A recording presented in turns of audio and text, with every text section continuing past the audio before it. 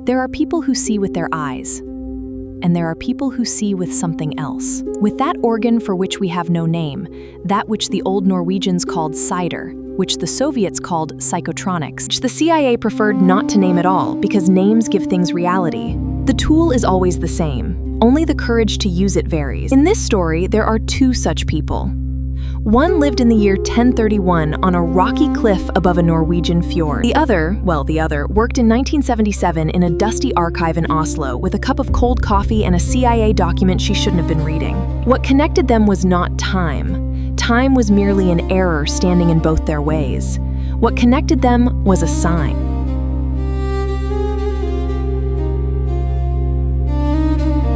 Timeline 1, Norway, 1031 AD. Part 1, The Man Who Was Given Eyes.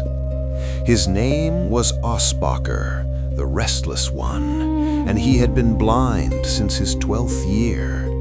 People said he looked too long at things one should not look at fire, at water, at the faces of sleeping people.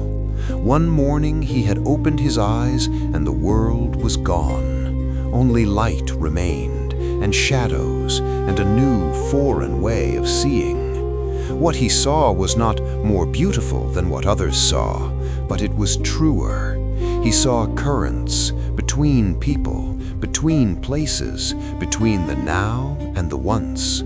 He saw when someone lied as a small coldness emanating from that person. He saw when violence was approaching as a redness in the air, dry before a thunderstorm. And sometimes, in the long nights, when he sat alone on the cliff and sent his consciousness away like a bird from an open hand, he saw places he did not know, heard languages that were not spoken. He sang about it. That was the only thing he could do. Timeline 2, Oslo, autumn 1977. Part 2, The Woman and the Black Bar.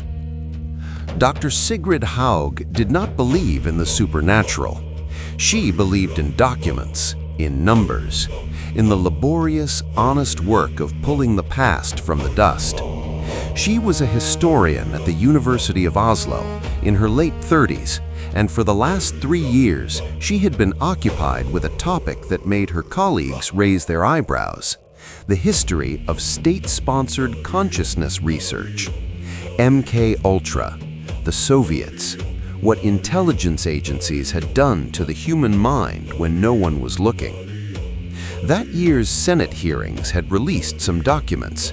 Sigrid had read them all, and in one report, on page 34, in a blacked-out footnote, she had found a passage that wouldn't let her go. Subject 14, Oslo 1971. After 72 hours of sleep deprivation, spontaneously describes a location in the Lofoten Islands. Precision of location description statistically inexplicable. Uses terminology identical to Old Norse SEIÐR sources from the 11th century. Check connection to Nygard material. Rune in report, not catalogued. Rune in report, not catalogued. Sigrid had read the sentence 3 times. Then she had taken her coat and gone to the National Library. Timeline 1, Norway, 1031 AD.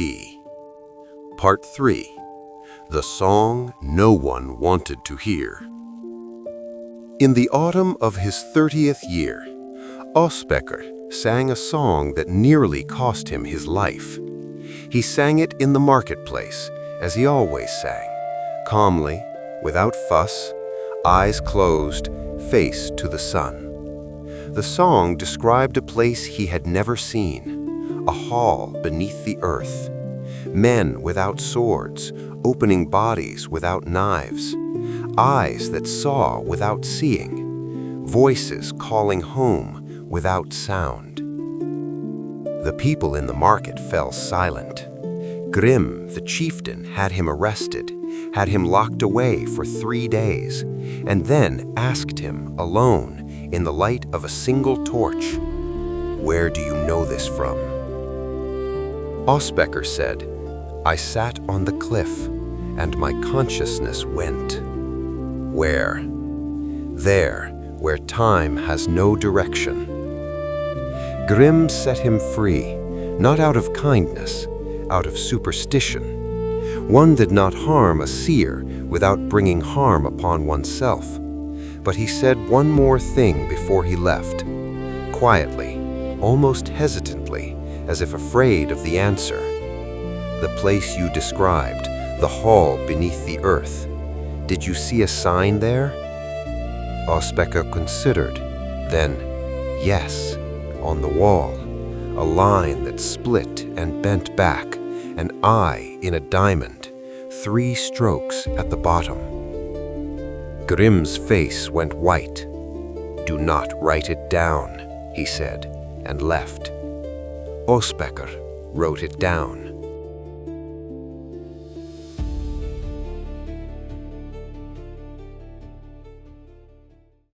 Timeline 2, Bergen, Winter 1977. Part 4, The 7 Fragments.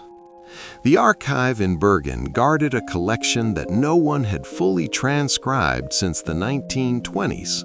Wood fragments, found during an excavation north of the city, inscribed in an archaic runic form.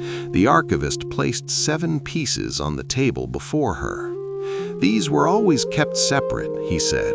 "Why, I do not know." Sigrid read for 4 hours. What she found was no saga. It was a description, precise as a laboratory report. A consciousness leaving the body. Places seen, though one had never been there. Languages heard, though one had never learned them. And at the end of the last fragment, an incised form.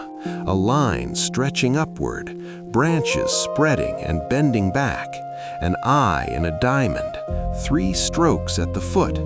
She thought of the footnote, Subject 14, Oslo, 1971, identical terminology. She thought of the rune that had been called not catalogued in the CIA report. Not catalogued because it appeared nowhere in the known sources, except here, in Bergen, in an archive no one knew, in a text from the 11th century. Sigrid sat back down. She laid her finger on the incised form in the wood. "You saw this too, didn't you?" She did not know to whom she was thinking this. Perhaps to Subject 14, perhaps to the poet who had incised this wood before she was born, 900 years before she was born. Perhaps to someone she did not yet know.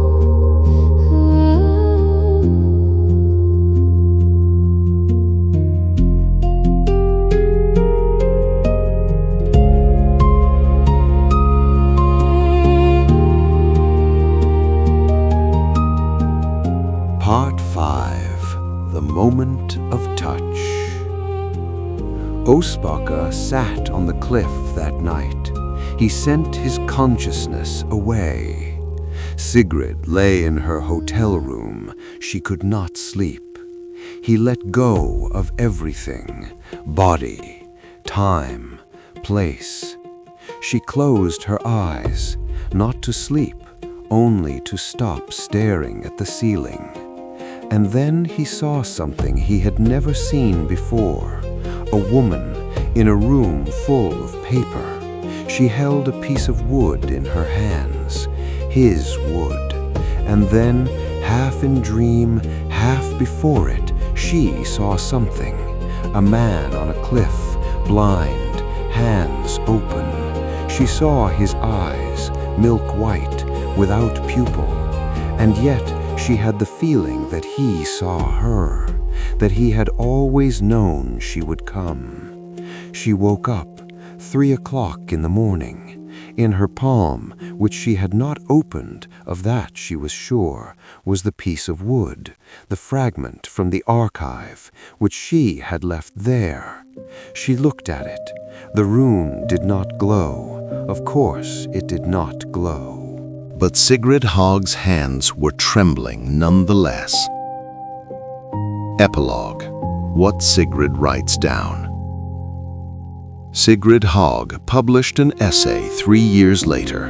Small, academic, hardly read, but she wrote something else, privately, in a notebook she never submitted. The rune exists in no catalogue. Osbacher saw it before anyone could have shown it. Subject 14 described it, but the CIA document gives no indication how. The sign connects 3 times. The sign points to a place, Lofoten. I have the coordinates of a bay that fits Osbacher's description. I will go there in spring. She did not go. An accident shortly before Christmas left her incapacitated for months. When she was fit to travel again, she had misplaced the note, or believed she had misplaced it. The notebook moved after her death 20 years later into a university library. Into the registration, Personal Records, Dr. Sigrid Haug, historian. Content, diverse. Diverse, as if that word were sufficient for what stood within. Historical afterword. The Utiseta, the ritual release of consciousness, is historically documented in several Old Norse sagas. The practitioners sat alone, often overnight, and subsequently described experiences we would today classify as dissociative states or deepened meditation.